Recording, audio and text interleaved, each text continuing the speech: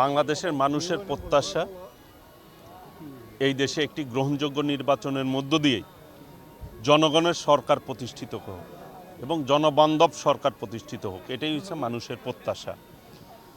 এই প্রত্যাশাতেই মানুষ কিন্তু চায় দ্রুততম সময়ের মধ্যে নির্বাচন হোক, নির্বাচিত সরকার চায়।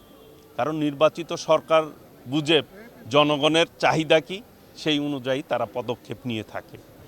আমাদের নেত্রী দেশনেত্রী বেগম খালেদা জিয়া দীর্ঘ 9 বছর আন্দোলন করে কিন্তু বাংলাদেশে গণতন্ত্র প্রতিষ্ঠা করেছিল। আজকের যে সংসদীয় গণতন্ত্র দেশনেত্রী বেগম খালেদা জিয়ার আন্দোলনের ফসল।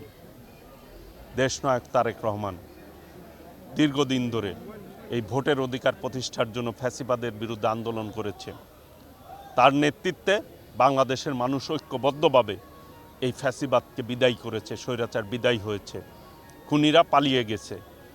বাংলাদেশের মানুষ চায় যত দ্রুত সম্ভব সংস্কার করে একটি গ্রহণযোগ্য নির্বাচন চায় এই দেশের জনগণ। গণতন্ত্রের তখনই পরিপূর্ণ বিজয় অর্জন হবে যখন এই দেশে একটি নির্বাচন হবে, সেই নির্বাচনের মধ্য দিয়েই একটি গণতান্ত্রিক সরকার প্রতিষ্ঠিত হবে। জনগণের প্রত্যাশা এটি।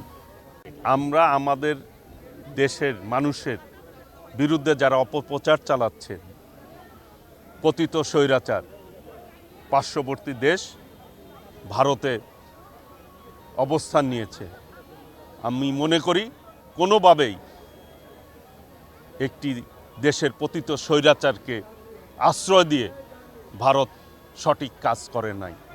এই দেশের জনগণের হৃদয়ে কিন্তু আঘাত লেগেছে।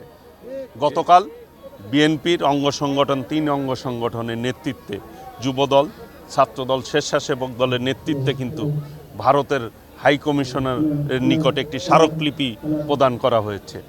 আমরা দলগতভাবে কোনোভাবেই একটি গণতান্ত্রিক দল হিসাবে কোনোভাবেই স্বৈরাচার ফ্যাসিবাদকে আমরা প্রশ্রয় দিতে পারি না।